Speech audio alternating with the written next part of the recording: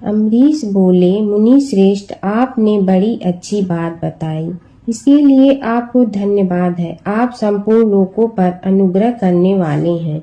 आपने भगवान विष्णु के सगुण एवं निर्गुण ध्यान का वर्णन किया। अब आप भक्ति का लक्षण बतलाइए।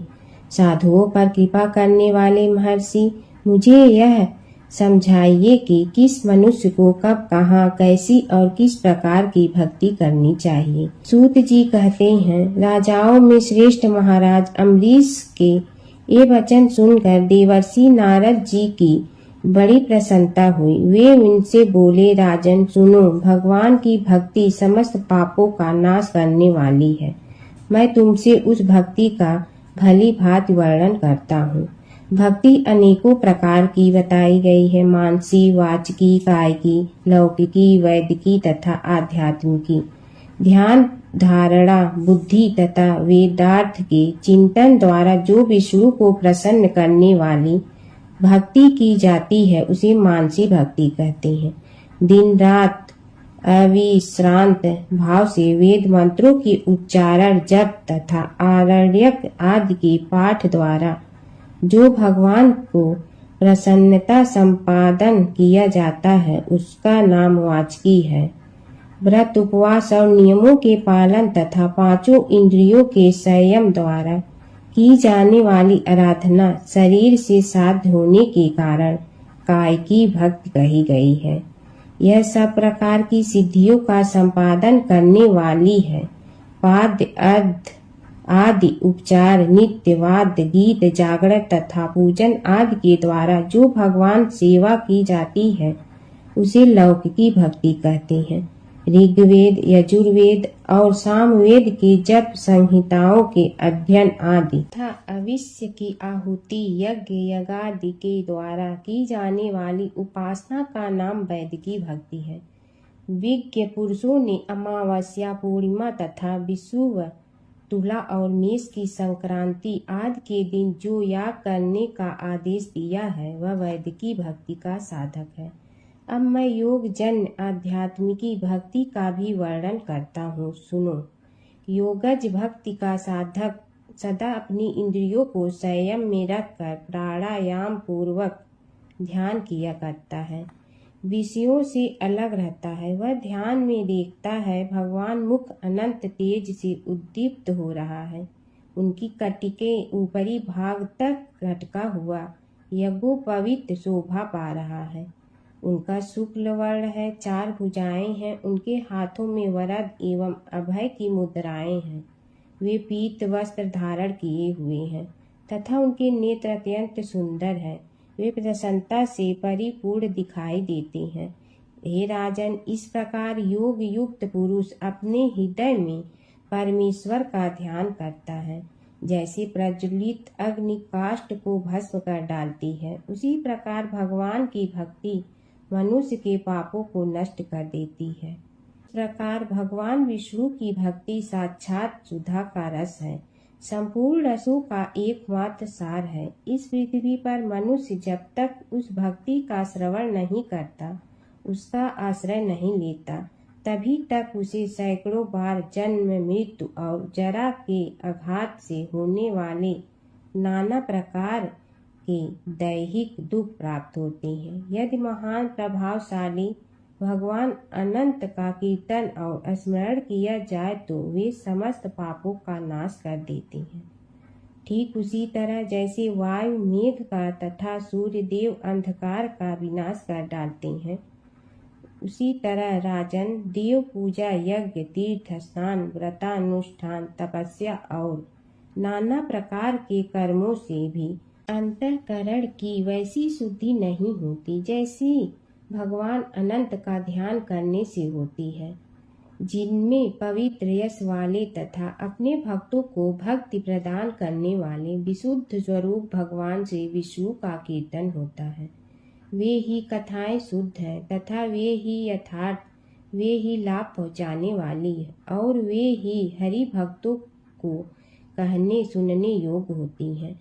भूमंडल के राज्य का भार संभालने वाले धीर रचित महाराज अम्बरीश, तुम धन्य हो क्योंकि तुम्हारा हृदय पुरुषोत्तम के ध्यान में एक लीन हो रहे हो तथा सौभाग्य लक्ष्मी से सुशोभित होने वाली तुम्हारी नैष्ठिक बुद्धि श्री कृष्ण चंद्र की पुण्यमयी लीलाओं के श्रवण में पवित्र हो रही है। भूपते, भक्तों को वरदान देने वाले अविनाशी भगवान श्री विष्णु की भक्ति पूर्वक आराधना किए बिना अहंकार वश अपने को ही बड़ा मानने वाले पुरुष का कल्याण कैसे होगा। भगवान माया के जन्मदाता हैं, उन पर माया का प्रभाव नहीं पड़ता। साधु पुरुष उन्हें भक्ति के द्वारा ही प्राप्त करते हैं। इस बात को तुम भी जानते हो राजन। धर्म का कोई भी तत्व ऐसा नहीं है जो तुम्हें ज्ञात न हो। फिर भी जिनके चरण ही तीर्थ हैं, उन भगवान की चर्चा का प्रसंग उठाकर जो तुम उनकी सरस कथा को मुझसे विस्तार के साथ पूछ रहे हो, उसमें यही कारण है कि तुम वैष्णवों का गौरव बढ़ाना चाहते हो, मुझ जैसे लोगों का आदर दे रहे हो। साधु संत जो एक दूसरे से मिलने पर अधिक श्रद्धा के साथ भगवान अनंत के कल्याणमय गुणों का कीर्तन और श्रवण करते हैं, इससे बढ़कर परम संतोष की बात तथा समुचित पुण्य मुझे और किसी कार्य में नहीं दिखाई देता। ब्राह्मण, गौ, सत्य, श्रद्धा, यज्ञ, तपस्या, श्रुति, स्मृति, दया, दीक्षा और संतोष, ये सब श्री हरि के स्वरूप है। सूर्य, चंद्रमा, वायु, पृथ्वी, जल, आकाश, दिशाएं, ब्रह्मा, विष्णु, रुद्र तथा संपूर्ण प्राणी उस परमेश्वर के ही स्वरूप है। इस चराचर जगत को उत्पन्न करने की शक्ति रखने वाले वे विश्व रूप भगवान स्वयं ही ब्राह्मण के शरीर में प्रवेश करके सदा उन्हें खिलाया जाने वाला अन्न भोजन करते हैं। इसलिए जिनकी चरण रेणु तीर्थ के समान है, भगवान अनंत ही जिनके आधार हैं, जो संपूर्ण प्राणियों के आत्मा तथा पुण्यमयी लक्ष्मी के सर्वस्व है, उन ब्राह्मणों का आदर पूर्वक पूजन करो। जो विद्वान ब्राह्मण को विष्णु बुद्धि से देखता है, वही सच्चा वैष्णव है तथा वही अपने धर्म में भली भांति स्थित माना जाता है। तुमने भक्ति के लक्षण सुनने के लिए प्रार्थना की थी, सो सब मैंने तुम्हें सुना दिया। अब गंगा स्नान करने के लिए जा रहा हूँ। यह वैशाख का महीना उपस्थित है, जो भगवान लक्ष्मीपति को अत्यंत प्रिय है। इसकी भी आज शुक्ल सप्तमी है। इसमें गंगा का स्नान अत्यंत दुर्लभ है। पूर्व काल में राजा ने वैशाख शुक्ल सप्तमी को क्रोध में आकर गंगा जी को पी लिया था और फिर अपने दाहिने कान के छिद्र से उन्हें बाहर निकाला था। अतः जाह्नवी की कन्या होने के कारण गंगा को जाह्नवी कहते हैं। इस तिथि को स्नान करके जो आकाश की मेखला भूत गंगा देवी का उत्तम विधान के साथ पूजन करता है, वह मनुष्य धन्य एवं पुण्यात्मा है। जो वैशाख शुक्ल सप्तमी को विधि पूर्वक गंगा में देवताओं और पितरों का तर्पण करता है, उसे गंगा देवी कृपा दृष्टि से देखती हैं तथा वह स्नान के पश्चात सब पापों से मुक्त हो जाता है। वैशाख के समान कोई मास नहीं तथा गंगा सदृश दूसरी कोई नदी नहीं है। इन दोनों का संयोग दुर्लभ है। भगवान की भक्ति से ही ऐसा सुयोग प्राप्त होता है। गंगा जी का प्रादुर्भाव भगवान श्री विष्णु के श्री चरणों में हुआ है। वे ब्रह्मलोक से आकर भगवान शंकर की जटा जूट में निवास करती हैं। गंगा समस्त दुखों का नाश करने वाली है। वे अपने 3 स्रोतों से निरंतर प्रवाहित होकर तीनों लोकों को पवित्र करती रहती हैं। उन्हें स्वर्ग पर चढ़ने के लिए सीढ़ी माना गया है। वे सदा आनंद देने वाली, नाना प्रकार के पापों को हरने वाली, संकट तारने वाली, भक्त जनों के अंतःकरण में दिव्य प्रकाश फैलाने की लीला से सुशोभित होने वाली, सगर के पुत्रों को मोक्ष प्रदान करने वाली, धर्म मार्ग में लगने वाली तथा 3 मार्गों से प्रवाहित होने वाली है।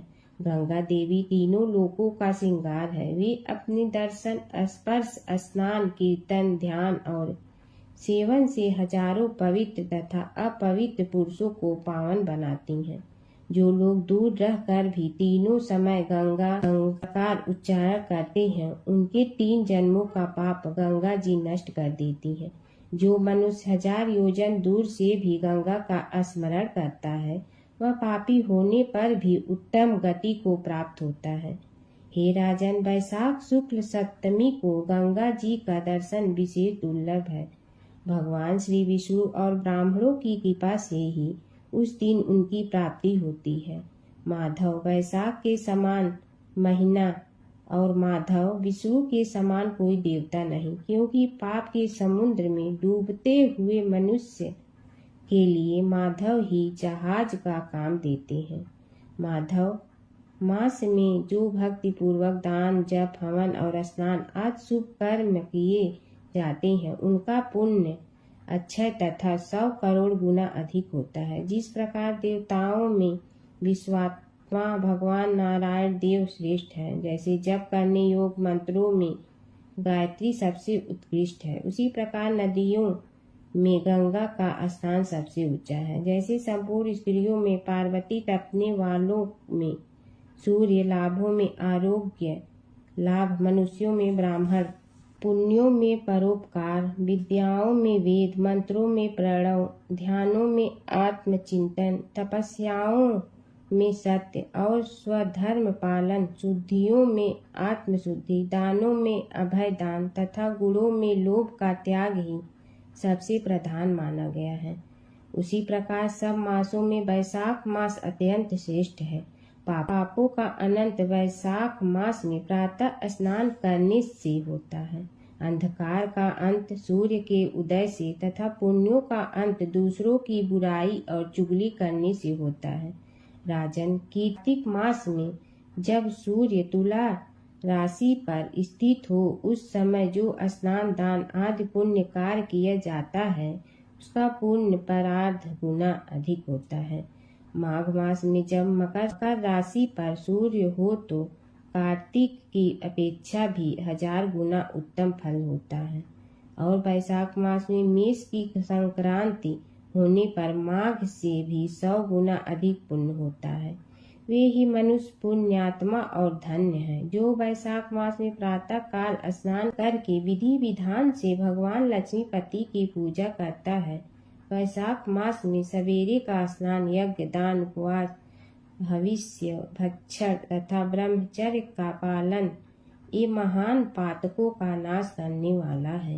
राजन, कलयुग में वैशाख की महिमा गुप्त नहीं रहने पाएगी, क्योंकि उस समय वैशाख स्नान का महात्म्य अश्वमेध यज्ञ के अनुष्ठान से भी बढ़कर है। कलयुग में परम पावन अश्वमेध यज्ञ का अनुष्ठान नहीं हो सकता।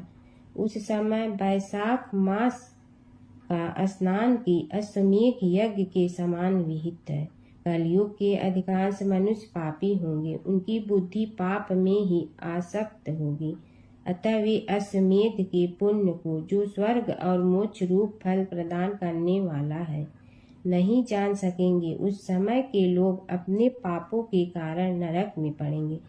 इसलिए कलयुग लिए अश्वमेध का प्रचार कम कर दिया गया और उसके स्थान पर वैशाख मास के स्नान का विधान किया गया। सूत जी कहते हैं, महात्मा नारद के ये वचन सुनकर राजर्षि अम्बरीश ने विस्मित होकर कहा, महामुने, आप मार्गशीर्ष, अगहन आदि पवित्र महीनों को छोड़कर वैशाख मास की ही इतनी प्रशंसा क्यों करते हैं? उसी को सब मासों में श्रेष्ठ क्यों बतलाते हैं? यदि माधव मास सबसे श्रेष्ठ और भगवान लक्ष्मीपति को अधिक प्रिय है, तो उस समय स्नान करने की क्या विधि है? वैशाख मास में किस वस्तु का दान, कौन सी तपस्या तथा किस देवता का पूजन करना चाहिए? कृपा निधि, उस समय किए जाने वाले पुण्य कर्म का आप मुझे उपदेश कीजिए। सद्गुरु के मुख से उपदेश की प्राप्ति दुर्लभ होती है। उत्तम देश और काल का मिलना भी बड़ा कठिन होता है। राज्य प्राप्ति आदि दूसरे कोई भी भाव हमारे हृदय को इतनी शीतलता नहीं प्रदान करते, जितनी की आप यह समागम। नारद जी ने कहा, राजन सुनो, मैं संसार के हित के लिए तुमसे माधव मास की विधिवत वर्णन करता हूँ, जैसा कि पूर्व काल में ब्रह्मा जी ने बतलाया था। पहले तो जीव का भारतवर्ष में जन्म होना ही दुर्लभ है, उससे भी अधिक दुर्लभ है वहाँ मनुष्य की योनि में जन्म। मनुष्य होने पर भी अपने अपने धर्म के पालन में प्रवृत्ति होनी तो और भी कठिन है। उससे भी अत्यंत दुर्लभ है भगवान वासुदेव में भक्ति, और उसके होने पर भी माधव मास में स्नान आदि का सुयोग मिलना तो और भी कठिन है। माधव मास माधव लक्ष्मीपति को बहुत प्रिय है। माधव वैशाख मास को पाकर जो विधि पूर्वक स्नान दान तथा जप आदि का अनुष्ठान करते हैं, वे ही मनुष्य धन्य एवं कृत्य है। उनके दर्शन मात्र से पापियों के भी पाप दूर हो जाते हैं और वे भगवत भाव से भावित होकर धर्माचरण के अभिलाषी बन जाते हैं। वैशाख मास के जो एकादशी से लेकर पूर्णिमा तक अंतिम 5 दिन है, वे समूचे महीने के समान महत्व रखते हैं। राजेंद्र, जिन लोगों ने वैशाख मास में भांति के उपचारों द्वारा मधु दैत्य के मानने वाले भगवान लक्ष्मीपति का पूजन कर लिया, उन्होंने अपने जन्म का फल पा लिया। भला कौन सी ऐसी अत्यंत दुर्लभ वस्तु है जो वैशाख के स्नान तथा विधि पूर्वक भगवान के पूजन से नहीं प्राप्त होती। जिन्होंने दान होम जप तीर्थ में प्राण त्याग तथा संपूर्ण पापों का नाश करने वाले भगवान श्री नारायण का ध्यान नहीं किया, उन मनुष्यों का जन्म इस संसार में व्यर्थ ही समझना चाहिए। जो धन के रहते हुए भी कंजूसी करता है, दान आदि किए बिना ही मर जाता है, उसका धन व्यर्थ है। राजन, उत्तम कुल में जन्म, अच्छी मृत्यु, श्रेष्ठ भोग, सुख, सदा दान करने में अधिक प्रसन्नता, उदारता तथा उत्तम धैर्य, ये सब कुछ भगवान श्री विष्णु की कृपा से ही प्राप्त होते हैं। महात्मा नारायण के अनुग्रह से ही मनोवांछित सिद्धियां मिलती हैं। जो कार्तिक में, माघ में तथा माधव को प्रिय लगने वाले वैशाख मास में स्नान करके मधुहंता लक्ष्मीपति दामोदर की विशेष विधि के साथ भक्ति पूर्वक पूजा करता है और अपनी शक्ति के अनुसार दान देता है, वह मनुष्य इस लोक का सुख भोग कर अंत में श्री हरि के पद को प्राप्त होता है। भूप जैसी सूर्योदय होने पर अंधकार नष्ट हो जाता है, उसी प्रकार वैशाख मास में प्रातः स्नान करने से अनेक जन्मों की उपार्जित पाप राशि नष्ट हो जाती है। यह बात ब्रह्मा जी ने मुझे बताई थी। भगवान श्री विष्णु ने माधव मास की महिमा का विशेष प्रचार किया है। अतः इस महीने के आने पर मनुष्यों को पवित्र करने वाले पुण्य जल से परिपूर्ण गंगा तीर्थ, नर्मदा तीर्थ, यमुना तीर्थ अथवा सरस्वती तीर्थ में सूर्योदय के पहले स्नान करके भगवान मुकुंद की पूजा करनी चाहिए। इससे तपस्या का फल भोगने के पश्चात अक्षय स्वर्ग की प्राप्ति होती है। भगवान श्री नारायण अनामय रोग व्याधि से रहित है। उन गोविंद देव की आराधना करके तुम भगवान का पद प्राप्त कर लोगे। राजन, देवाधिदेव लक्ष्मीपति पापों का नाश करने वाले हैं। उन्हें नमस्कार करके चैत्र की पूर्णिमा को इस व्रत का आरंभ करना चाहिए। व्रत लेने वाला पुरुष यम नियमों का पालन करे, शक्ति के अनुसार कुछ दान दे, हविष्यान्न भोजन करे, भूमि पर सोए, ब्रह्मचर्य व्रत में दृढ़ता पूर्वक स्थित रहे तथा हृदय में भगवान श्री नारायण का ध्यान करते हुए किच्छ आदि तपस्याओं के द्वारा शरीर को सुखाए। इस प्रकार नियम से रहकर जब वैशाख की पूर्णिमा आए उस दिन मधु तथा तिल आदि का दान करें। श्रेष्ठ ब्राह्मणों को भक्ति पूर्वक भोजन कराएं, उन्हें दक्षिणा सहित धेनु दान दे तथा वैशाख स्नान के व्रत में जो कुछ टूटी हुई हो उसकी पूर्णता के लिए ब्राह्मणों से प्रार्थना करें। जिस प्रकार लक्ष्मी जी जगदीश्वर माधव की प्रिया है, उसी प्रकार माधव मास भी मधुसूदन को बहुत प्रिय है। इस तरह उपर्युक्त नियमों के पालन पूर्वक 12 वर्षों तक वैशाख स्नान करके अंत में मधुसूदन की प्रसन्नता के लिए अपनी शक्ति के अनुसार व्रत का उद्यापन करें। अम्बरीश, पूर्व काल में ब्रह्मा जी के मुख से मैंने जो कुछ सुना था वह सब वैशाख मास का महात्म्य तुम्हें बता दिया। अम्बरीश ने पूछा, मुनि, स्नान में परिश्रम तो बहुत थोड़ा है, फिर भी उससे अत्यंत दुर्लभ फल की प्राप्ति होती है। मुझे इस पर विश्वास क्यों नहीं होता? मुझे मोह क्यों हो रहा है? नारद जी ने कहा, राजन, तुम्हारा संदेह ठीक है। थोड़े से परिश्रम के द्वारा महान फल की प्राप्ति असंभव सी बात है। तथापि इस पर विश्वास करो, क्योंकि यह ब्रह्मा जी की बताई हुई बात है। धर्म की गति सूक्ष्म होती है, उसे समझने में बड़े बड़े पुरुषों को भी कठिनाई होती है। श्री हरि की शक्ति अनंत है, उनकी कृति में विद्वानों को भी मोह हो जाता है। विश्वामित्र आदि क्षत्रिय थे, किंतु धर्म का अधिक अनुष्ठान करने के कारण वे ब्राह्मणत्व को प्राप्त हो गए। अतः धर्म की गति अत्यंत सूक्ष्म है। गोपाल, तुमने सुना होगा, अजामिल अपनी धर्म पत्नी का परित्याग करके सदा पाप के मार्ग ही चलता था। तथापि मृत्यु के समय उसने केवल पुत्र के स्नेहवश नारायण कहकर पुकारा। पुत्र का चिंतन करके नारायण का नाम लिया, किंतु इतने से ही उसको अत्यंत दुर्लभ पद की प्राप्ति हुई। जैसे अनिच्छा पूर्वक भी यदि आग स्पर्श किया जाए तो वह शरीर को जलाती ही है, उसी प्रकार किसी दूसरे निमित्त से भी यदि श्री गोविंद का नामोच्चारण किया जाए तो वह पाप राशि को भस्म कर डालता है। जीव विचित्र है, जीवों की भावनाएं विचित्र है, कर्म विचित्र है तथा कर्मों की शक्तियां भी विचित्र है।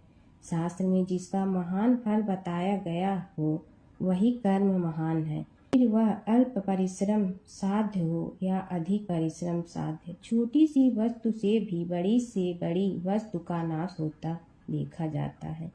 जरा सी चिंगारी से बोझ के बोझ तिनके स्वाहा हो जाती हैं। जो श्री कृष्ण के भक्त हैं उनके अनजान में किए हुए हजारों हत्याओं से युक्त भयंकर पातक तथा चोरी आदि पाप भी नष्ट हो जाती हैं।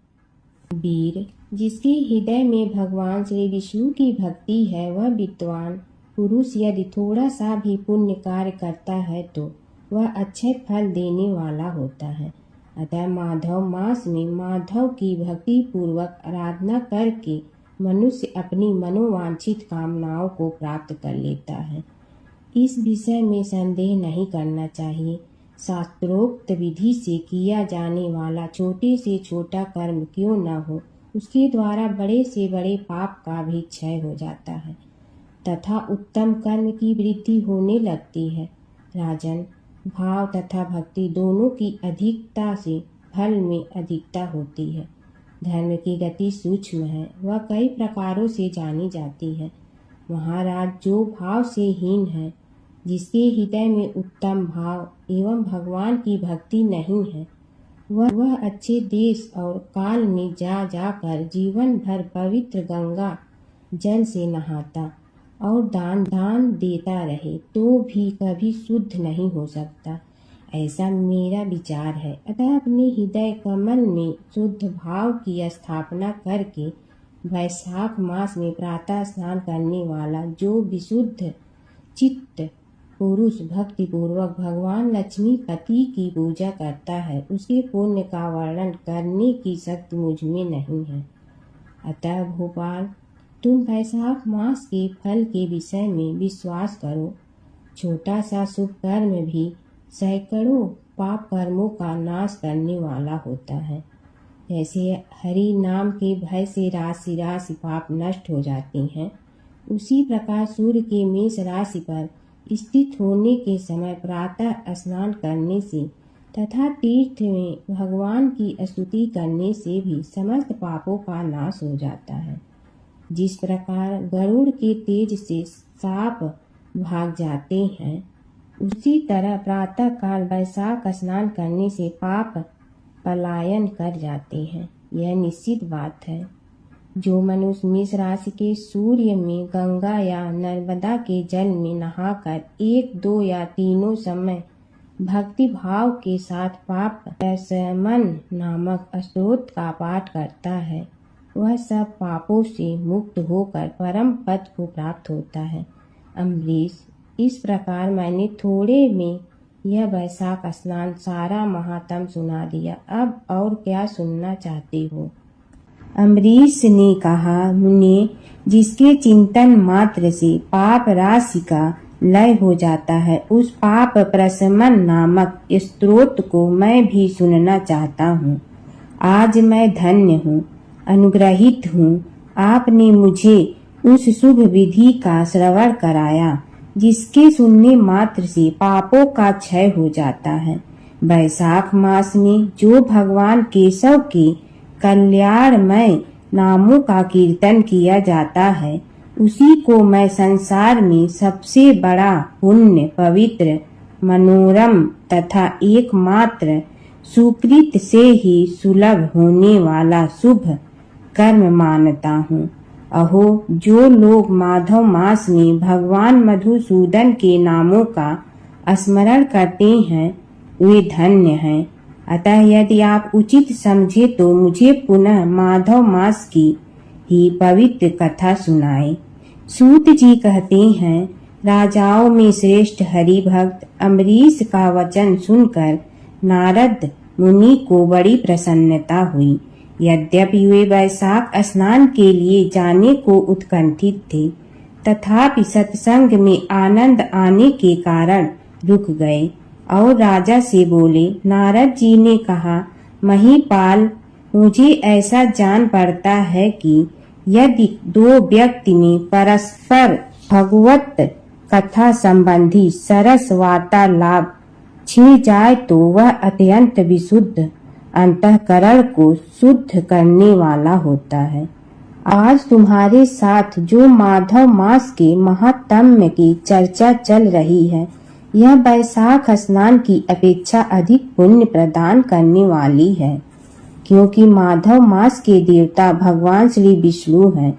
अतः उसका कीर्तन भगवान का ही कीर्तन है, जिसका जीवन धर्म के लिए और धर्म भगवान की प्रसन्नता के लिए है, तथा जो रातों दिन पुण्योपार्जन में ही लगा रहता है, उसी को इस पृथ्वी पर मैं वैष्णव मानता हूँ। राजन, अब मैं वैशाख स्नान से होने वाले पुण्य फल का संक्षेप से वर्णन करता हूँ। विस्तार के साथ सारा वर्णन तो मेरे पिता ब्रह्मा जी ही नहीं कर सकते। वैशाख में डुबकी लगाने मात्र से समस्त पाप छूट जाते हैं। पूर्व काल की बात है, कोई मुनीश्वर तीर्थ यात्रा के प्रसंग से सर्वत्र घूम रहे थे। वैशाख मास में डुबकी लगाने मात्र से समस्त पाप छूट जाते हैं। पूर्व काल की बात है, कोई मुनीश्वर तीर्थ यात्रा के प्रसंग से सर्वत्र घूम रहे थे। उनका नाम था मुनि शर्मा। वे बड़े धर्मात्मा, सत्यवादी, पवित्र तथा सम, दम एवं शांति धर्म से युक्त थे। वे प्रतिदिन पितरों का तर्पण और श्राद्ध करते थे। उन्हें वेदों और स्मृतियों के विधानों का सम्यक ज्ञान था। वे मधुर बाणी बोलते और भगवान का पूजन करते रहते थे। वैष्णवों के संसर्ग में ही उनका समय व्यतीत होता था। वे तीनों कालों के ज्ञाता, मुनि, दयालु, अत्यंत तेजस्वी, तत्वज्ञानी और ब्राह्मण भक्त थे। वैशाख का महीना था। मुनि शर्मा स्नान के लिए नर्मदा के किनारे जा रहे थे। उसी समय उन्होंने अपने सामने 5 पुरुषों को देखा, जो भारी दुर्गति में फंसे हुए थे। वे अभी अभी एक दूसरे से मिले थे। उनके शरीर का रंग काला था। वे एक बरगद की छाया में बैठे थे और पापों के कारण उद्विग्न होकर चारों ओर दृष्टि पाप कर रहे थे। उन्हें देखकर द्विज वर मुनि शर्मा बड़े विस्मय में पड़े और सोचने लगे, इस भयानक वन में ये मनुष्य कहाँ से आए। इनकी चेष्टा बड़ी दयनीय है, किंतु इनका आकार बड़ा भयंकर दिखाई देता है। ये पाप भागी चोर तो नहीं है। विप्रवर मुनि शर्मा की बुद्धि बड़ी स्थिर थी।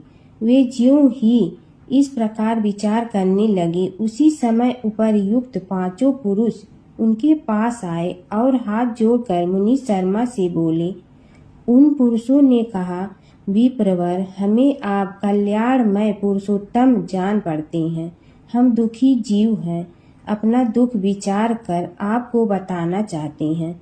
द्विजराज, आप कृपा करके हमारी कष्ट कथा सुने। दैववश जिनके पाप प्रकट हो गए हैं, उन दीन दुखी प्राणियों के आधार आप जैसे संत महात्मा ही हैं। साधु पुरुष अपनी दृष्टि मात्र से पीड़ितों की पीड़ाएं हर लेते हैं। अब उनमें से एक ने सबका परिचय देना आरंभ किया। मैं पंचाल देश का क्षत्रिय हूँ। मेरा नाम नरवाहन है। मैंने मार्ग में मोहवश बाड़ा द्वारा एक ब्राह्मण की हत्या कर डाला। मैंने मार्ग में मोहवश बाण द्वारा एक ब्राह्मण की हत्या कर डाली। मुझसे ब्रह्म हत्या का पाप हो गया है। इसलिए शिखा सूत्र और तिलक से रहित होकर इस पृथ्वी पर घूमता हूँ और सबसे कहता फिरता हूँ कि मैं ब्रह्म हत्यारा हूँ। मुझ महापापी ब्रह्मघाती को आप कृपा की भिक्षा दें। इस दशा में पड़े पड़े मुझे 1 वर्ष बीत गया। मैं पाप से जल रहा हूँ। मेरा चित्त शोक से व्याकुल है तथा ये जो सामने दिखाई देते हैं, इनका नाम चंद्र शर्मा है। ये जाति के ब्राह्मण हैं। इन्होंने मोह से मलिन होकर गुरु का वध किया है। मगध देश के निवासी हैं। इनके स्वजनों ने इनका परित्याग कर दिया है। ये भी घूमते घूमते दैवात यहाँ आ पहुँचे हैं। इनके भी न शिखा है न सूत्र। ब्राह्मण का कोई भी चिन्ह इनके शरीर में नहीं रह गया।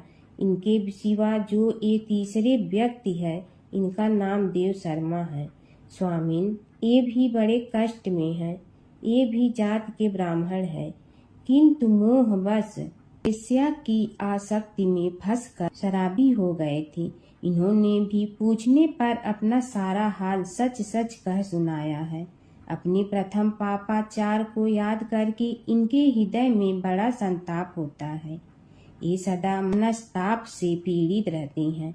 इनको इनकी स्त्री ने, बंधु बांधवों ने तथा गांव के सब लोगों ने वहां से निकाल दिया है। ये अपने उसी पाप के साथ भ्रमण करते हुए यहाँ आए हैं। ये चौथे महाशय जाति के वैश्य हैं। इनका नाम विदुर है। ये गुरु पत्नी के साथ समागम करने वाले हैं। इनकी माता मिथिला में जाकर वेश्या हो गई थी। इन्होंने मोहवश 3 महीनों तक उसी का उपभोग किया है, परंतु जब असली बात का पता लगा है तो बहुत दुखी होकर पृथ्वी पर विचरते हुए ये भी यहाँ आ पहुँचे हैं। हममें से ये जो 5वें दिखाई दे रहे हैं, ये भी वैश्य ही है। इनका नाम नंद है। ये पापियों का संसर्ग करने वाले महापापी हैं। इन्होंने प्रतिदिन धन के लालच में पकड़कर बहुत चोरी की है। पातकों से आक्रांत होकर जाने पर इन्हें स्वजनों ने त्याग दिया है। तब ये स्वयं भी खिन्न होकर दैवात यहाँ आ पहुँचे हैं। इस प्रकार हम 5 महापापी एक स्थान पर जुट गए हैं। हम सब के सब दुखों से घिरे हुए हैं। अनेकों तीर्थों में घूम आए, मगर हमारा घोर पातक नहीं मिटता। आपको तेज से उद्दीप्त देखकर हम लोगों का मन प्रसन्न हो गया है। आप जैसे साधु पुरुष के पुण्यमय दर्शन से हमारे पातकों के अंत होने की सूचना मिल रही है। स्वामिन, कोई ऐसा उपाय बताइए जिससे हम लोगों के पापों का नाश हो जाए। प्रभु, आप वेदार्थ के ज्ञाता और परम दयालु जान पड़ते हैं। आपसे हमें अपने उद्धार की बड़ी आशा है।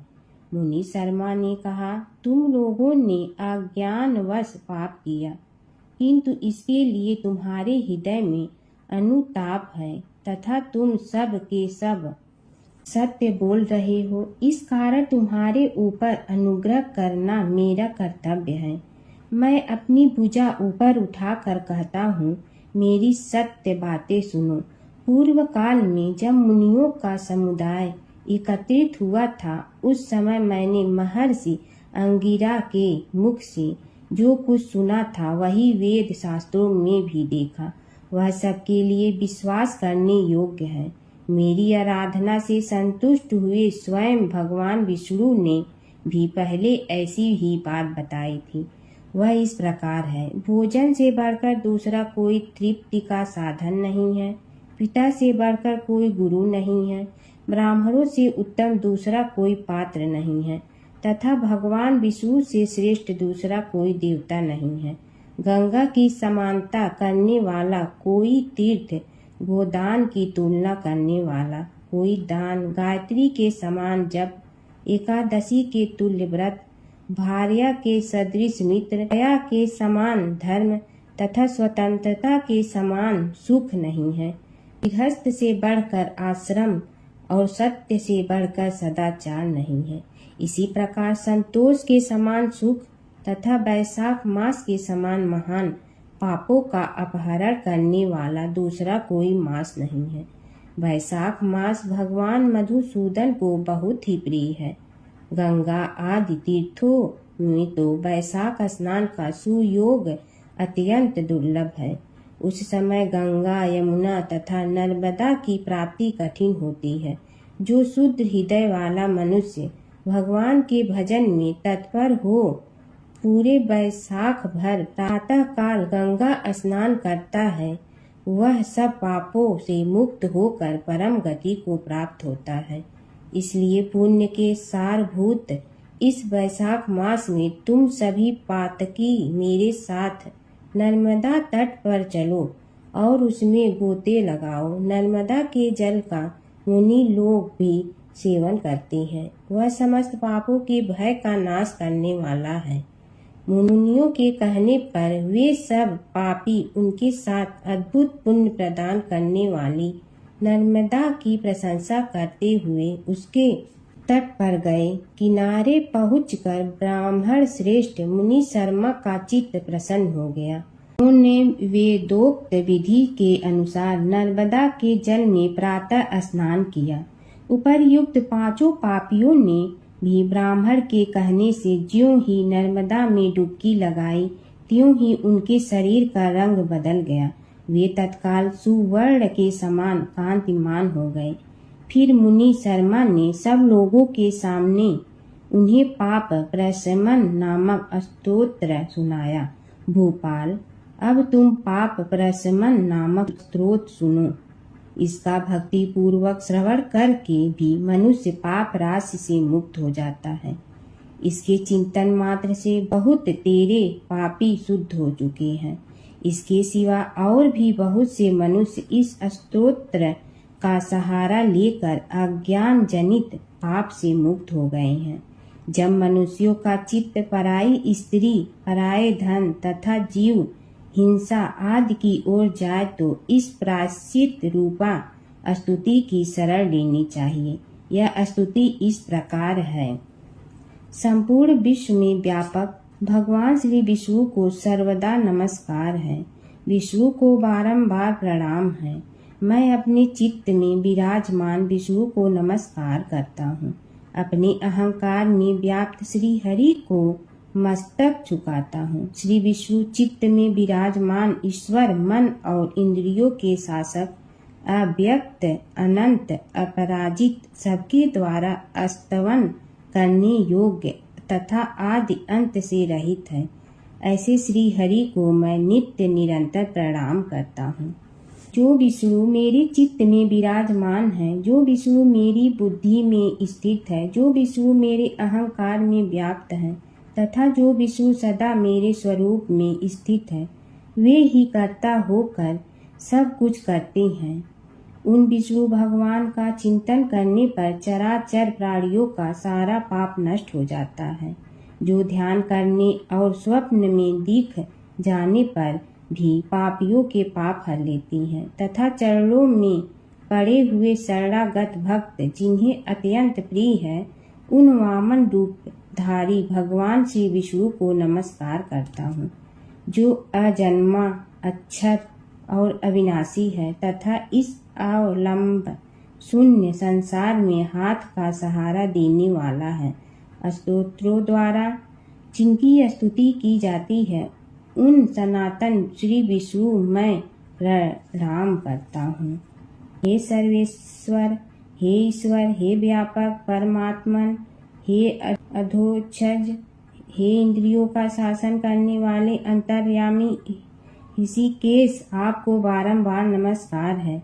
हे नरसिंह, हे अनंत, हे गोविंद, हे भूत भावन, हे केशव, हे जनार्दन, मेरे दुर्वचन, दुष्कर्म और दुश्चिंतन को शीघ्र नष्ट कीजिए। महाभाव, मेरी प्रार्थना सुनिए। अपने चित्त के बस में होकर मैंने जो कुछ बुरा चिंतन किया हो, उसको शांत कर दीजिए।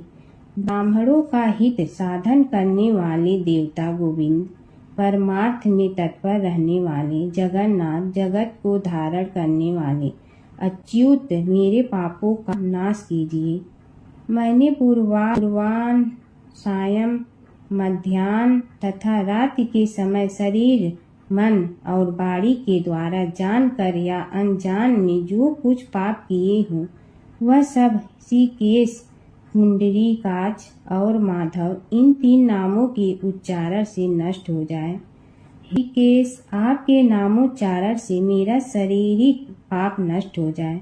पुंडरीकाक्ष, आपके स्मरण से मेरा मानस पाप शांत हो जाए तथा माधव, आपके नाम कीर्तन से मेरे वाचिक पाप का नाश हो जाए। मैंने खाते पीते, खड़े होते, सोते, जागते तथा ठहरते समय मन, वाणी और शरीर से स्वार्थ या धन के लिए जो कुत्सित योनियों और नरकों की प्राप्ति कराने वाला महान या थोड़ा पाप किया है, वह सब भगवान वासुदेव का नामोच्चारण करने से नष्ट हो जाए, जिसे पर ब्रह्मा, परम धाम और परम पवित्र कहते हैं। वह तत्व भगवान विष्णु ही हैं। इन विष्णु भगवान का कीर्तन करने से मेरे जो भी पाप हो वे नष्ट हो जाएं। जो गंध और स्पर्श से रहित है, ज्ञानी पुरुष जिसे पाकर पुनः इस संसार में नहीं लौटते, वह श्री विष्णु ही परम पद है। वह सब मुझे पूर्ण रूप से प्राप्त हो जाए। यह पाप प्रशमन नामक स्तोत्र है, जो मनुष्य इसे पढ़ता और सुनता है, वह शरीर, मन और वाणी द्वारा किए हुए पापों से मुक्त हो जाता है। इतना ही नहीं, वह पाप ग्रह आदि के भय से भी मुक्त होकर विष्णु के परम पद को प्राप्त होता है। यह स्तोत्र सब पापों का नाशक तथा पाप राशि का प्रायश्चित है। इसलिए श्रेष्ठ मनुष्यों को पूर्ण प्रयत्न करके इस स्तोत्र का पाठ करना चाहिए। राजन, इस स्तोत्र के श्रवण मात्र से पूर्व जन्म तथा इस जन्म के किए हुए पाप भी तत्काल नष्ट हो जाते हैं। यह स्तोत्र पाप रूपी वृक्ष के लिए कुठार और पापमय ईंधन के लिए दावा नल है। पाप राशि रूपी अंधकार समूह का नाश करने के लिए यह स्तोत्र सूर्य के समान है। मैंने संपूर्ण जगत पर अनुग्रह करने के लिए इसे तुम्हारे सामने प्रकाशित किया है। इसके पुण्यमय महात्म्य का वर्णन करने में स्वयं श्री हरि भी समर्थ नहीं है। माता सीता की कथा। यह कहानी सीता माता कहती थी और श्री राम इसे सुना करते थे। एक दिन श्री राम भगवान को किसी काम के लिए बाहर जाना पड़ा, तो सीता माता कहने लगी कि भगवान, मेरा तो 12 वर्ष का नित्य नियम है। अब आप बाहर जाएंगे तो मैं अपनी कहानी किसे सुनाऊंगी। श्री राम ने कहा कि तुम कुएं की पाल पर जाकर बैठ जाना और वहाँ जो औरतें पानी भरने आएंगी, उन्हें अपनी कहानी सुना देना। सीता माता कुएं की पाल पर जाकर बैठ जाती हैं। एक स्त्री आई, उसने रेशम की जड़ी की साड़ी पहन रखी थी और सोने का घड़ा ले रखा था। सीता माता उसे देख कहती हैं कि बहन, मेरा 12 वर्ष का नितनेम सुन लो। पर वह स्त्री बोली कि मैं तुम्हारा नितनेम सुनूंगी तो मुझे घर जाने में देरी हो जाएगी और मेरी सास मुझसे लड़ेंगी। उसने कहानी नहीं सुनी और चली गई। उसकी रेशम जड़ी की साड़ी फट गई। सोने का घड़ा मिट्टी के घड़े में बदल गया। सास ने देखा तो पूछा कि ये किसका दोष अपने सिर लेकर आ गई है। बहू ने कहा कि कुएं पर एक औरत बैठी थी। उसने कहानी सुनने के लिए कहा, लेकिन मैंने सुनी नहीं, जिसका यह फल मिला है। बहू की बात सुनकर अगले दिन वही साड़ी और घड़ा लेकर सास कुएं की पाल पर गई। सास को वहीं माता सीता बैठी मिली तो माता सीता ने कहा कि बहन, मेरी कहानी सुन लीजिए। सास बोली कि एक बार छोड़, मैं तो 4 बार कहानी सुन लूंगी। राम आए लक्ष्मण आए, देश के पुजारी आए, नित नेम का नेम लाए, आओ राम बैठो राम। तपी रसोई जियो राम, माखन मिश्री खाओ राम। दूध बतासा पियो राम, सूत के पलका मोठो राम। साल दुसाला पोठो राम, साल दुसाला ओढ़ो राम। जब बोलो जब राम ही राम, राम संवारे सबके काम। खाली घर भंडार भरेंगे, सबका बेड़ा पार करेंगे। श्री राम जय राम जय जय राम। सास बोली कि बहन, कहानी तो बहुत अच्छी लगी। कहानी सुनकर सास घर चली गई और उसकी साड़ी फिर से रेशम जड़ी की बन गई। मिट्टी का घड़ा फिर सोने के घड़े में बदल गया। बहू कहने लगी, सासू माँ, आपने ये सब कैसे किया? सास ने कहा कि बहू, तू दोष लगा के आई थी और मैं अब दोष उतार कर आ रही हूँ। बहू ने फिर पूछा कि वह कुएं वाली स्त्री कौन है? सास बोली कि वे सीता माता थी। वे पुराने से नया कर देती हैं, खाली घर में भंडार भर देती हैं।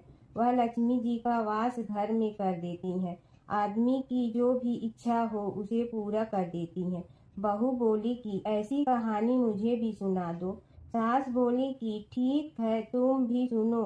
और सास ने कहानी शुरू की।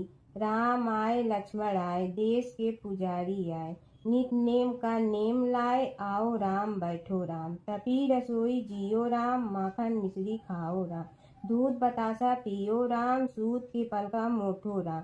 साल दुसाला पोठो राम, साल दुसाला ओढ़ो राम। जब बोलो जब राम ही राम, राम संवारे सबके काम। खाली घर भंडार भरेंगे, सबका बेड़ा पार करें। श्री राम जय जय राम। कहानी सुनकर बहू बोली कि कहानी तो बहुत अच्छी है। सास ने कहा कि ठीक है, इस कहानी को रोज कहा करेंगे। अब सास बहू रोज सवेरे उठती, नहाती धोती और पूजा करने के बाद नित नेम की सीता की कहानी कहती। एक दिन उनके यहाँ एक पड़ोस की औरत आई और बोली कि बहन, जरा सी आँच दे ना। तो वह बोली कि आज तो अभी हमने जलाई ही नहीं। पड़ोसन ने कहा कि तुम सुबह 4 बजे से उठकर क्या कर रही हो? फिर उन्होंने कहा कि सुबह उठकर हम पूजा करते हैं, फिर सीता माता की नित नेम की कहानी कहते हैं। पड़ोसन ने उसकी बात सुनकर फिर कहा कि सीता माता की कहानी कहने से तुम्हें क्या मिलता है? वे बोली कि इनकी कहानी कहने से घर में भंडार भर जाते हैं, सारे काम सिद्ध होते हैं, मन की इच्छा भी पूरी हो जाती है। पड़ोसन कहती है कि बहन, ऐसी कहानी तो मुझे भी सुना दो। फिर वह बोली कि ठीक है, तुम भी यह कहानी सुन लो। राम आए लक्ष्मण आए, देश के पुजारी आए, नित नेम का नेम लाए, आओ राम बैठो राम। सारी कहानी सुनने के बाद पड़ोसन कहने लगी, बहन, कहानी तो मुझे बहुत अच्छी लगी। अब वह पड़ोसन भी नित नेम सीता माता की कहानी कहने लगी। कहानी कहने से सीता माता ने पड़ोसन के भी भंडार भर दिए। अब तो पूरे मोहल्ले में नित नेम की कथा चल पड़ी। हर किसी की मनोकामना पूरी होने लगी। हे सीता माता, जैसे आपने उनके भंडार भरे, वैसे ही आप हमारे भी भंडार भरना, सबकी भरना, कहानी सुनने वाले के भी और कहानी कहने वाले के भी। वैशाख मास की बंदरी की कथा। एक समय की बात है, एक गांव के पास घने जंगल में एक बंदरी मादा बंदर रहती थी। वह बहुत चंचल थी, लेकिन उसका स्वभाव थोड़ा स्वार्थी भी था। उसे खाने पीने और मौज मस्ती के अलावा किसी बात की चिंता नहीं रहती थी। वैशाख मास शुरू हुआ। गांव के लोग सुबह सुबह नदी में स्नान करते, दान पुण्य करते और पेड़ों को पानी देते। उसी जंगल में एक बूढ़ी गाय और एक गरीब चिड़िया भी रहती थी। वे दोनों रोज सुबह उठकर पास के पीपल और अन्य पेड़ों को पानी देती और भगवान का स्मरण करती। बंदरी यह सब देखकर हंसती और कहती, तुम लोग ये सब व्यर्थ काम क्यों कर रही हो? इससे क्या मिलेगा? चिड़िया बोली, बहन, वैशाख मास में स्नान, दान और पेड़ों को पानी देना बहुत पुण्य का काम है। इससे जीवन में सुख शांति मिलती है। लेकिन बंदरी ने उनकी बात नहीं मानी और अपने ही आनंद में लगी रही। कुछ दिनों बाद भयंकर गर्मी पड़ी। जंगल के कई पेड़ सूखने लगे। जिन पेड़ों को चिड़िया और गाय पानी देती थी वे हरे भरे रहे। उसी हरियाली के कारण उन्हें फल और छाया मिलती रही। लेकिन बंदरी के आसपास के पेड़ सूख गए। उसे न फल मिला न छाया। भूख और गर्मी से वह बहुत परेशान हो गई। अब उसे अपनी गलती का एहसास हुआ। वह रोते हुए चिड़िया और गाय के पास गई और बोली, मुझे माफ़ कर दो, मैंने तुम्हारी बात नहीं मानी। अब मैं भी अच्छे काम करना चाहती हूँ। चिड़िया और गाय ने उसे समझाया, कोई बात नहीं, देर से ही सही, लेकिन सही रास्ते पर आना ही सबसे बड़ी बात है। उस दिन से बंदरी भी रोज़ सुबह उठकर स्नान करने लगी, पेड़ों को पानी देने लगी और भगवान का नाम जपने लगी। धीरे धीरे उसका जीवन भी सुधर गया। उसे भोजन, छाया और मन की शांति मिलने लगी। जो व्यक्ति वैशाख मास में स्नान, दान और सेवा करता है उसे सुख समृद्धि मिलती है। धर्मराज जी की कथा। दो सेठानियाँ थी। एक के घर में धन बहुत था पर वह कंजूस थी। दूसरी के पास धन थोड़ा कम था पर मन से वह बहुत अमीर थी। रोज सवेरे उठती, गंगा स्नान करती, तुलसी माता, बड़, पीपल सींचने, भगवान के मंदिर जाके पूजा करती। धर्मराज सूरज भगवान की कहानी सुनती, भगवान के भोग लगाकर अतिथि को जिमाती, गाय कुत्ता के लिए ग्रास निकालती। दूसरी सेठानी इस धर्मात्मा को देखकर हंसती और कहती, पता नहीं दिन भर क्या करती रहती है। थोड़े समय बाद दोनों सेठानियों को भगवान का बुलावा आया। धर्मात्मा सेठानी के तो यमराज जी ने विमान भेजा और दूसरी को दूत मारते ही ले गया। रास्ते में सेठानी बोली, मेरे को भूख लगी है। तो दूत बोले, किसी को कुछ दिया होगा तो मिलेगा। फिर बोली, प्यास लगी है। दूत बोले, किसी को पानी पिलाया तो मिलेगा। रास्ते में उसे काट चुभने लगे, गर्मी पड़ने लगी, पर दूत तो उसे घसीटे ही ले गए। अब सेठानी बहुत पछताने लगी कि सब कुछ होते हुए भी दान धर्म नहीं किया। इतने में यमराज का दरबार आया। धर्मात्मा बुढ़िया को भगवान के पास सिंहासन मिला और वह उस पर बैठी थी। उधर दूसरी सेठानी को तपते कुंड में डाल दिया। अब सेठानी यमराज से बोली, मुझे 1.25 पहर का जीवन दान दे दो, मैं वापस आकर दंड भोग लूंगी। यमराज बोले, ठीक है। सेठानी के शरीर में वापस प्राण डाल दिए। संसार में आते ही पंडितों को बुलाकर सेठानी ने धर्मराज की कथा सुनी, सब तरह से दान धर्म किया। इतने में समय पूरा हो गया। अब की बार विमान आया। 1.25 पहर के दान धर्म से सेठानी को स्वर्ग मिला। तुलसी माता की कथा। पुरानी समय की बात है। एक परम सुंदर और पतिव्रता स्त्री थी जिनका नाम था वृंदा। वे भगवान विष्णु की परम भक्त थी और उनका विवाह राक्षस राजा जलंधर से हुआ था। जलंधर बहुत शक्तिशाली था और उसकी शक्ति का रहस्य था उसकी पत्नी वृंदा की अटूट पतिव्रता धर्म। जब तक वृंदा अपने पति के प्रति सच्ची और समर्पित रही तब तक कोई भी देवता जलंधर को पराजित नहीं कर सकता था।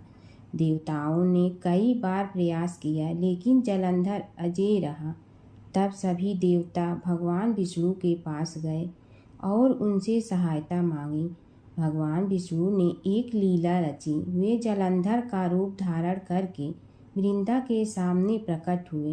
वृंदा ने उन्हें अपना पति समझकर उनका सत्कार किया, लेकिन जैसे ही वृंदा को सच्चाई का पता चला उनका पतिव्रता धर्म भंग हो गया। उसी क्षण देवताओं ने जलंधर का वध कर दिया। जब वृंदा को यह ज्ञात हुआ कि यह सब भगवान विष्णु की लीला थी तो वे बहुत दुखी हुई और उन्होंने भगवान विष्णु को श्राप दिया कि वे पत्थर बन जाएं। उसी श्राप के कारण भगवान विष्णु शालिग्राम पत्थर के रूप में प्रकट हुए। इसके बाद वृंदा ने अपने प्राण त्याग दिए। उनके शरीर से एक पवित्र पौधा उत्पन्न हुआ जिसे आज हम तुलसी के नाम से जानते हैं। तभी से तुलसी को देवी का रूप माना जाता है और उनकी पूजा की जाती है। तुलसी माता को घर में रखने से सुख समृद्धि आती है। भगवान विष्णु को तुलसी अत्यंत प्रिय है। बिना तुलसी के भगवान विष्णु की पूजा अधूरी मानी जाती है। सच्ची भक्ति और पतिव्रता धर्म में अपार शक्ति होती है। एक बूढ़ा ब्राह्मण था। वह रोज पीपल को जल से सींचता था। पीपल में से रोज एक लड़की निकलती और कहती, पिताजी मैं आपके साथ जाऊंगी। यह सुनते सुनते बूढ़ा दिन ब दिन कमजोर होने लगा। तो बुढ़िया ने पूछा कि क्या बात है। बूढ़ा बोला कि पीपल से एक लड़की निकलती है और कहती है कि वह भी मेरे साथ चलेगी। बुढ़िया बोली कि कल ले आना उस लड़की को जहाँ 6 लड़कियां पहले से ही हमारे घर में है वहाँ 7वीं लड़की और सही। अगले दिन बूढ़ा उस लड़की को घर ले आया। घर लाने के बाद बूढ़ा ब्राह्मण आटा मांगने गया तो उसने पहले दिनों की अपेक्षा आज ज्यादा आटा मिला था। जब बुढ़िया वह आटा छानने लगी तो लड़की ने कहा कि लाओ माँ मैं छान देती हूँ। जब वह आटा छानने बैठी तो परात भर गई। उसके बाद माँ खाना बनाने जाने लगी तो लड़की बोली कि आज रसोई मैं बनाऊंगी। तो बुढ़िया बोली कि ना तेरे हाथ जल जाएंगे, लेकिन लड़की नहीं मानी। वह रसोई में खाना बनाने गई तो उसने तरह तरह के 36 व्यंजन बना डाले और आज सभी ने भर पेट खाना खाया। इससे पहले वह आधा पेट भूखा ही रहते थे। रात हुई तो बुढ़िया का भाई आया और कहने लगा कि दीदी मैं तो खाना खाऊंगा। बुढ़िया परेशान हो गई कि अब खाना कहाँ से लाऊंगी। लड़की ने पूछा कि क्या बात है माँ। उसने कहा कि तेरा मामा आया है और रोटी खाएगा, लेकिन रोटी तो सबने खा ली है, अब उसके लिए कहाँ से लाऊंगी। लड़की बोली कि तू चिंता मत कर माँ, मैं बना दूंगी। और वह रसोई में गई और मामा के लिए 36 व्यंजन बना दी। मामा ने भरपेट खाया और कहा भी कि ऐसा खाना इससे पहले उसने कभी नहीं खाया है। बुढ़िया ने कहा कि भाई तेरी बावनी भाजी है, उसी ने बनाया है। शाम हुई तो लड़की बोली कि माँ चौका लगा के चौके का दिया जला देना, कोठे में मैं सोऊंगी। बुढ़िया बोली कि ना बेटी तू डर जाएगी, लेकिन वह बोली कि ना माँ मैं नहीं डरूंगी, मैं अंदर कोठे में ही सोऊंगी। वह कोठे में ही जाकर सो गई। आधी रात को लड़की उठी और चारों ओर आंख मारी तो धन ही धन हो गया। वह बाहर जाने लगी तो एक बूढ़ा ब्राह्मण सो रहा था। उसने देखा तो कहा कि बेटी तू कहाँ चली। लड़की बोली कि मैं तो दरिद्रता दूर करने आई थी, अगर तुम्हें दूर करवानी है तो करवा लो। उसने बूढ़े के घर में भी आँख से देखा तो चारों ओर धन ही धन हो गया। सुबह सवेरे सब उठे तो लड़की को ना पाकर उसे ढूंढने लगे कि पावनी बेटी कहाँ चली गई।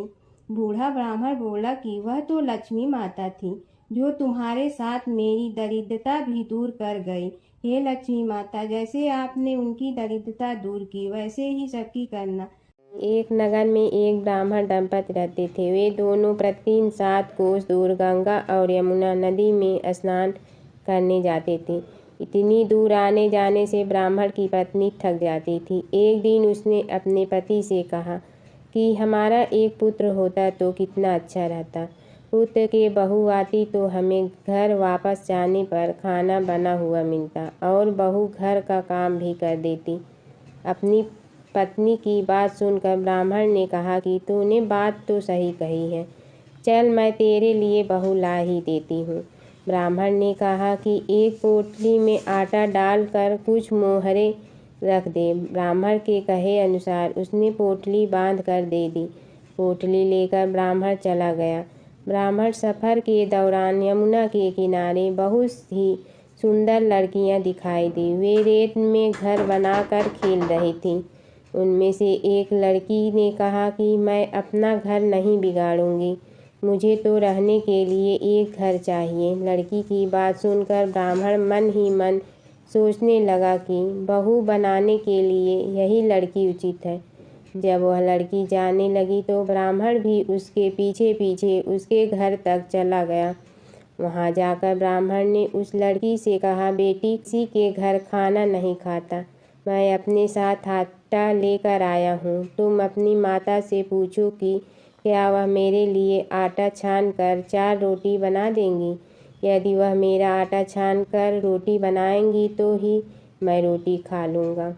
लड़की ने जाकर अपनी माँ को ये सारी बात बताई। माँ ने कहा, उचित है, जाकर ब्राह्मण देव से कह दो कि वह अपना आटा दे, मैं रोटी बना दूंगी। जब वह आटा छानने लगी तो आटे में से मोहरे निकली। वह सोचने लगी कि जिसके आटे में इतनी मोहरे हैं उसके घर में कितनी मोहरे होंगी। जब ब्राह्मण खाना खाने बैठा तो लड़की की माँ ने उस ब्राह्मण से पूछा, क्या आपका कोई लड़का है और क्या आप उस लड़के की सगाई करने जा रहे हो। यह सुनकर ब्राह्मण ने कहा कि मेरे लड़का तो काशी में पढ़ने गया हुआ है, लेकिन यदि तुम कहो तो खाड़ कटोरे से विवाह करके तेरी बेटी को अपने साथ ले जाऊं। लड़की की माँ ने कहा, ठीक है ब्राह्मण देव। इस पर लड़की की माँ ने लड़की की खाट कटोरे से शादी करके ब्राह्मण के साथ भेज दिया। ब्राह्मण ने घर आकर कहा, रामू की माँ, दरवाज़ा खोल कर देख, मैं तेरे लिए बहू लेकर आया हूँ। ब्राह्मण की पत्नी भीतर से ही बोली, हमारे तो कोई बेटा बेटी नहीं है, तो बहू कहाँ से आए। दुनिया ताने मारती थी, अब आप भी मारने लगे। ब्राह्मण ने कहा, तू दरवाज़ा खोल कर तो देख। जब ब्रह्मचारी ने दरवाज़ा खोला तो सामने बहू को खड़ी देखा। उसने बहू का स्वागत किया और आदर सत्कार से अंदर ले गई। अब जब ब्राह्मण अपनी पत्नी के साथ नदी स्नान करने जाता तो पीछे से बहू घर का सारा काम करके और खाना बना कर रखती थी। वह उनके कपड़े धोती और रात को हाथ पैर भी दबाती थी। इस तरह बहुत दिन बीत गए। ब्रह्मचारी ने अपनी बहू से कहा कि बहू कभी भी चूल्हे की आग मत बुझने देना और मटके का पानी खत्म मत होने देना। परंतु एक दिन चूल्हे की आग बुझ गई। यह देखकर बहू घबरा गई और भागी भागी अपनी पड़ोसन के पास गई और कहा कि मेरे चूल्हे की आग बुझ गई है, मुझे थोड़ी आग चाहिए। मेरे सास ससुर सुबह 5 बजे से गए हुए हैं, वह थके हुए घर आएंगे, इसलिए मुझे उनके लिए खाना बनाना है। यह सुनकर पड़ोसन ने कहा कि तू तो बावली है, तुझे यह दोनों मिलकर पागल बना रहे हैं। इनके कोई पुत्र नहीं है, ये निसंतान है। बहू ने कहा, नहीं ऐसा मत बोलो, इनका बेटा तो बनारस काशी में पढ़ने गया हुआ है। इस पर पड़ोसन ने कहा कि यह तुझे झूठ बोलकर लाए हैं, मेरी बात सच मान, इनके कोई बेटा नहीं है। अब बहू पड़ोसन की बातों में आ गई और कहने लगी कि अब आप ही बताओ मैं क्या करूं। पड़ोसन ने कहा कि क्या है, जब तुम्हारे सास ससुर आए तो जली हुई रोटियां बना कर देना और बिना नमक की दाल बना कर देना, खीर की करछी दाल में और दाल की करछी खीर में डाल देना। पड़ोसन ने उसे अच्छे से सिखा पढ़ा दिया। फिर जब उसने सास ससुर घर आए तो उसने न तो उनका आदर सत्कार किया, ना ही उनके कपड़े धोए। जब उसने सास ससुर को खाना दिया तो सास बोली, बहू आज यह रोटियां जली हुई क्यों हैं और दाल भी अलूनी है। तब बहू ने पलट कर कहा कि एक दिन ऐसा खाना खा लोगे तो कुछ बिगड़ नहीं जाएगा। तुम्हारा सास ससुर को खरी खोटी सुनाकर वह फिर से पड़ोसन के पास गई और बोला कि अब आगे क्या करना है। पड़ोसन ने कहा कि अब तुम सातों कोठों की चाबी मांग लेना। अगले दिन जब भी स्नान करने के लिए जाने लगे तो बहू अड़ गई कि मुझे तो सातों कोठों की चाबी चाहिए। तब ससुर ने कहा कि इसे चाबी दे दो। तब सास ने बहू को चाबी दे दी। सास ससुर के जाने के बाद जब बहू ने दरवाजे खोले तो देखा कि किसी में अन्न भरा है, किसी में धन भरा है और किसी कोठे में बर्तन पड़े हैं। जब उसने सबसे ऊपर का 7वां कोठा खोला तो देखा कि शिव जी, पार्वती माता, लक्ष्मी, गणेश जी, पीपल पथवारी, कार्तिक के ठाकुर, राई, दामोदर, तुलसी जी का बिड़वा, गंगा यमुना और 33 कोटि देवी देवता विराजमान है। वहीं पर एक लड़का चंदन की चौकी पर बैठा माला जप रहा है। यह सब देखकर उसने लड़के से पूछा कि तुम कौन हो। तब लड़का बोला कि मैं तेरा पति हूँ, अभी दरवाज़ा बंद कर दे, जब मेरे माता पिता आएंगे तब दरवाज़ा खोलना। यह सब देखकर बहू बहुत खुश हुई और 16 श्रृंगार कर सुंदर वस्त्र पहनकर अपने सास ससुर का इंतजार करने लगी। उसने अपने सास ससुर के लिए अच्छे अच्छे पकवान बनाए। जब उसके सास ससुर घर पर आए तो उसने उनका आदर सत्कार किया और प्रेम पूर्वक खाना खिलाया और हाथ पैर दबाने लगी। पैर दबाते दबाते बहू ने कहा कि माँ, आप इतनी दूर गंगा यमुना स्नान करने के लिए जाती हो तो आप थक जाती हो, इसलिए आप घर पर ही स्नान क्यों नहीं कर लेती। यह सुनकर सास कहने लगी कि बेटी, गंगा यमुना घर पर तो नहीं बहती हैं। तब उसने कहा, हाँ माँ जी, बहती हैं, चलो मैं आपको दिखाती हूँ। जब बहू ने 7वां कोठा खोल कर दिखाया तो उसमें शिव जी, पार्वती जी, गणेश जी, लक्ष्मी जी, पीपल पथवारी, कार्तिक के ठाकुर, राई, दामोदर, तुलसी जी का बिड़वा, गंगा यमुना बह रही थी और 33 कोटि देवी देवता विराजमान हैं। वहीं चौकी पर बैठा एक लड़का माला जप रहा है। माँ ने उसे देखकर कहा कि बेटा, तुम कौन हो। लड़का बोला, माँ, मैं तेरा बेटा हूँ। तब ब्रह्माणी ने पूछा कि तू कहाँ से आया है। लड़के ने जवाब दिया कि मुझे कार्तिक ने भेजा है। माँ ने कहा, बेटा, यह संसार कैसे मानेगा कि तू मेरा बेटा है। माँ ने कुछ विद्वान पंडितों से मदद मांगी। पंडितों ने कहा, इस पार बहू बेटा खड़े हो जाए और उस पार माँ खड़ी हो जाए। माँ ने चमड़े की अंगिया पहनी हो और छाती में से दूध की धार निकलकर बेटे की दाढ़ी मूछ भिगे और पवन पानी से गठजोड़ा बंधे, तब मानेंगे कि यह इस माँ का बेटा है।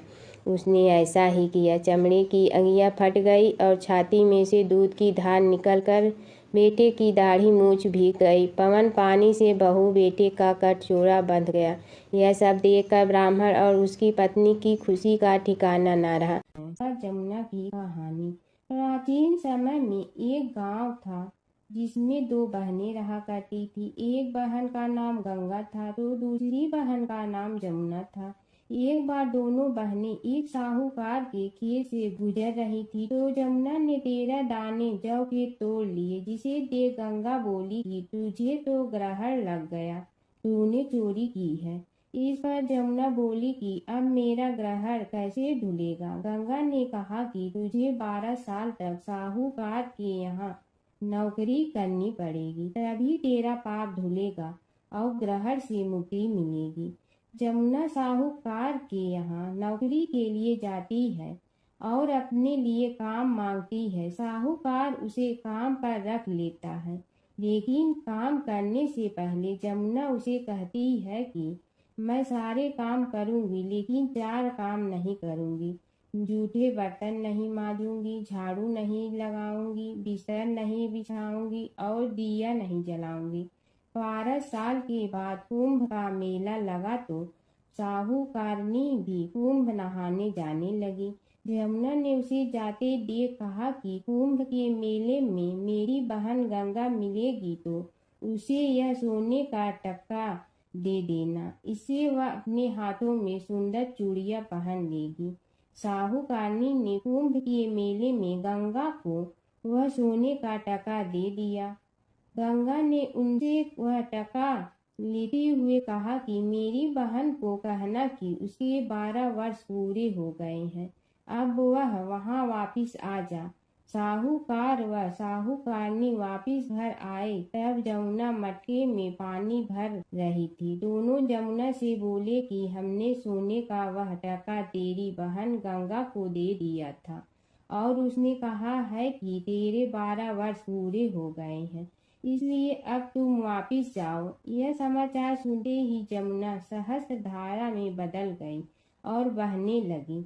यमुना जी का यह रूप देखकर साहूकार और साहूकारनी परेशान हो गई थी।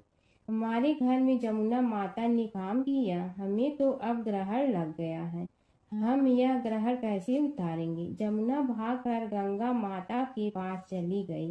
गंगा ने जमुना से पूछा कि तुम साहूकारनी से कुछ कहकर आई हो या ऐसे ही बिना बताए आ गई। तब जमुना बोली कि मैं तो कुछ भी बताकर नहीं आई हूँ। गंगा ने कहा कि जा उन्हें धीरज दे आ, नहीं तो उन्हें जीवन भर असंतोष ही रहेगा। गंगा के कहने पर जमुना माता ने साहूकारनी को सपने में दर्शन दिए और कहा कि तुम दोनों उल्टे माथे क्यों पड़े हो, जाओ उठकर खाओ पियो। तब दोनों बोले कि हम कैसे उठे, हमें तो ग्रहण लगा है, क्योंकि हमने उल्टे सीधे और पता नहीं कितने नीच कार्य आपसे कराए हैं। तब यमुना जी बोली कि तुम्हें ग्रहण नहीं लगा है, ग्रहण तो मुझे लगा था कि मैंने तुम्हारे खेत से 13 दाने जौ के चुराए थे। मैं तो अपना ग्रहण उतारने तुम्हारे घर आई थी। मेरा ग्रहण तुम्हारे घर में 12 वर्ष तक रहने से उतर गया है और मेरी मुक्ति हो गई है। यमुना जी ने कहा कि तुम्हें कोई ग्रहण नहीं लगा है, उल्टे मेरे 12 वर्ष तक यहाँ रहने से तुम्हारी भी मुक्ति हो गई है। यह कहकर यमुना जी स्वप्न से चली गई। दोनों उठकर देखते हैं कि उनके घर में पहले से भी अधिक धन हो गया है। हे यमुना माता, जैसे आपने साहूकार व साहूकारनी की मुक्ति कराई, वैसे ही आप अपने सभी भक्तों की करना। नगर बसेरे की कहानी। किसी गांव में एक भाट व एक जाट रहता था। दोनों में घनिष्ठ मित्रता थी। एक बार जाट अपनी बहन के घर जाने को तैयार हुआ तो भाट अपनी ससुराल जाने को तैयार हुआ। दोनों साथ चल पड़े तो रास्ते में रुककर एक कुएं की मुंडेर पर बैठ गए। जाट ने भाट से कहा कि नगर बसेरा कर लेते हैं। इस पर भाट बोला कि तू ही नगर बसेरा कर ले, मैं तो अपनी ससुराल जा रहा हूँ, वहाँ खूब खातिर होगी मेरी, तू कर ले नगर बसेरा। जाट वहीं कुएं के पास बैठ पानी की घंटी और चावल का दाना लेकर नगर बसेरा करने लगा। नगर बसेरा करने के साथ जाट कहने लगा कि नगर बसेरा जो करे सो मल धोवे पाँव, ताता माड़ा तापसी देगी मेरी माँ, माँ देगी मावशी तेगी द्वारका का वास, मीठा मीठा घास वृंदावन का वास, 5 कुल्ठी छठी रास, मेरी जीगड़ो श्री कृष्ण के पास, डालू पानी हो जाए घी, झट से निकल जाए मेरा जी। यह सब कर के वह जाट बहन के पास चल पड़ा। जाट की बहन ने भाई के आने पर उसकी खातिर की खी बूरा के साथ भाई को जिमाया। दोनों ने बैठकर ढेर सारी बातें की। इधर भाट अपने ससुराल पहुंचा तो वहां आग लगी हुई थी। आग बुझाने वह भी लग गया, जिसमें हाथ मुंह भी काले हो गए और खुद भी थोड़ा सुलझ गया। ना रोटी ना पानी के लिए ही किसी ने पूछा। एक पड़ोसन आई तो उसने भाट की सास को कहा कि जमाई आया है, जरा उस आओ भगत कर लो। बुढ़िया बोली कि सब कुछ तो जल गया है, अब कहाँ से आओ भगत करूं। तब पड़ोसन ने ही भाट को एक रोटी के साथ छाछ दी। उसने वही खाकर गुजारा किया। शाम को दोनों फिर घर की ओर चल पड़े और रास्ते में मिल गए और एक दूसरे का हाल पूछा। भाट बोला कि मेरी ससुराल में तो आग लगी हुई थी, आग बुझाते मैं खुद काला हो गया हूँ, ना रोटी मिली ना पानी। जाट बोला कि मेरी तो बहुत खातिर हुई। फिर बोला कि मैंने कहा था ना कि नगर बसेरा कर ले, अब कर ले, लेकिन भाट ने फिर मना कर दिया। कहने लगा कि चाहे रोटी दे या न दे, तेरी तो माँ है, दही चूरमा का पेड़ा धरा पाएगा। भाट ने फिर नगर बसेरा नहीं किया, जाट ने कर लिया। नगर बसेरा जो करे सो मल धोए पाँव, ताता माड़ा तापसी देगी मेरी माँ। माँ देगी मावसी देगी द्वारका का वास, मीठा मीठा घास वृंदावन का वास। 5 कुल्ठी छठी रास, मेरा जी बड़ो श्री कृष्ण के पास। डालू पानी हो जाए घी, झट से निकल जाए मेरा जी।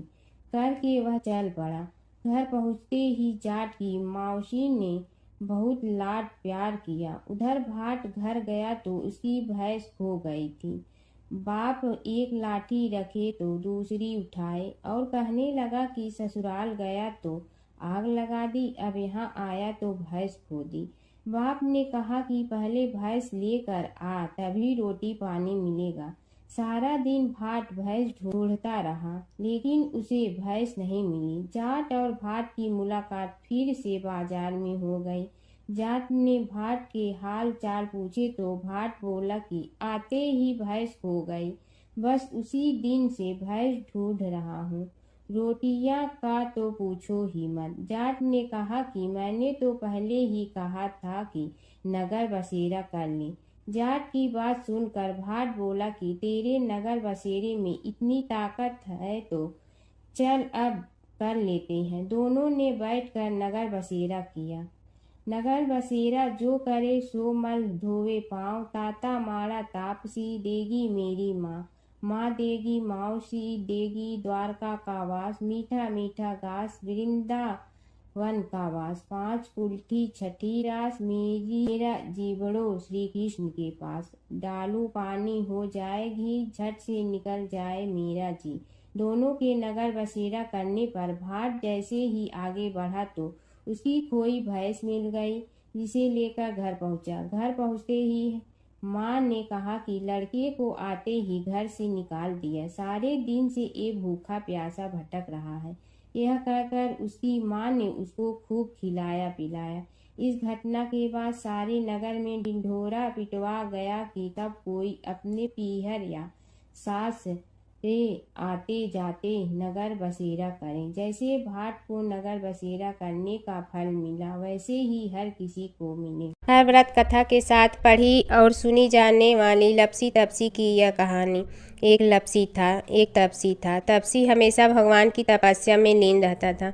लपसी रोजाना 1.25 सेर की लपसी बनाकर भगवान का भोग लगाकर जीम लेता था। एक दिन दोनों लड़ने लगे। तपसी बोला, मैं रोज़ भगवान की तपस्या करता हूँ, इसलिए मैं बड़ा हूँ। लपसी बोला, मैं रोज़ भगवान को 1.25 सेर लपसी का भोग लगाता हूँ, इसलिए मैं बड़ा हूँ। नारद जी वहाँ से गुजर रहे थे। दोनों को लड़ता देखकर उनसे पूछा कि तुम क्यों लड़ रहे हो। तपसी ने खुद के बड़ा होने का कारण बताया और लपसी ने अपना कारण बताया। नारद जी बोले, तुम्हारा फैसला मैं करूँगा। दूसरे दिन लपसी और तपसी नहाकर अपनी रोज की भक्ति करने आए तो नारद जी ने छुपकर 1.25 करोड़ की एक एक अंगूठी उन दोनों के आगे रख दी। तपसी की नज़र उस अंगूठी पर पड़ी जो उसने चुपचाप अंगूठी उठाकर अपने नीचे दबा ली। तब लपसी की नज़र अंगूठी पर पड़ी, लेकिन उसने ध्यान नहीं दिया। भगवान को भोग लगाकर लपसी खाना खाने लगा। नारद जी सामने आए तो दोनों ने पूछा कि कौन बड़ा, तो नारद जी ने लपसी से खड़ा होने को कहा। वो खड़ा हुआ तो उसने नीचे दबी अंगूठी दिखाई पड़ी। नारद जी ने लपसी से कहा, तपस्या करने के बाद भी तुम्हारी चोरी करने की आदत नहीं गई, इसलिए लपसी बड़ा है और तुम्हें तुम्हारी तपस्या का कोई फल भी नहीं मिलेगा। तपसी शर्मिंदा होकर माफ़ी मांगने लगा। उसने नारद जी से पूछा, मुझे मेरी तपस्या का फल कैसे मिलेगा? नारद जी ने कहा, यदि कोई गाय और कुत्ते की रोटी नहीं बनाएगा तो फल तुम्हें मिलेगा। यदि कोई ब्राह्मण को भोजन करवा कर दक्षिणा नहीं देगा तो फल तुम्हें मिलेगा। यदि कोई साड़ी के साथ ब्लाउज नहीं देगा तो फल तुझे मिलेगा। यदि कोई दिए से दिया जलाएगा तो फल तुम्हें मिलेगा। यदि कोई सारी कहानी सुने लेकिन तुम्हारी कहानी नहीं सुने तो फल तुझे मिलेगा। उसी दिन से हर व्रत कथा कहानी के साथ लपसी तपसी की कहानी भी सुनी और कही जाती है। ओम जय जगदीश हरे स्वामी जय जगदीश हरे, भक्त जनों के संकट क्षण में दूर करे। ओम जय जगदीश हरे, जो ध्यावे फल पावे, दुख बिन दे मन का, सुख संपत्ति घर आवे, कष्ट मिटे तन का। ओम जय जगदीश हरे, मात पिता तुम मेरे, शरण कहूँ किसकी, तुम बिनय और न दूजा, आस करूँ जिसकी। ओम जय जगदीश हरे, तुम पूर्ण परमात्मा, तुम अंतर्यामी, पार ब्रह्म परमेश्वर, तुम सबके स्वामी। ओम जय जगदीश हरे, तुम बिंदा के सागर, तुम पालन करता, मैं मूर्ख कल काम, कृपा करो भरता। ओम जय जगदीश हरे, तुम हो ये कय गोचर, सबके प्राणपति, किस विधि मिलूं दया में, तुमको मैं कुमति। ओम जय जगदीश हरे, दीन बंधु दुख हरता, तुम रक्षक मेरे, अपने हाथ उठाओ द्वार पड़ा तेरे। ओम जय जगदीश हरे, विषय विकार मिटा, पाप हरो देवा, श्रद्धा भक्ति बढ़ाओ, संतन की सेवा। ओम जय जगदीश हरे, तन मन धन सब तेरा, स्वामी सब कुछ है तेरा, तेरा तुझको अर्पण क्या लागे मेरा। ओम जय जगदीश हरे, जय जगदीश हरे, स्वामी जय जगदीश हरे, भक्त जनों के संकट क्षण में दूर करे। ओम जय जगदीश हरे, स्वामी जय जगदीश हरे।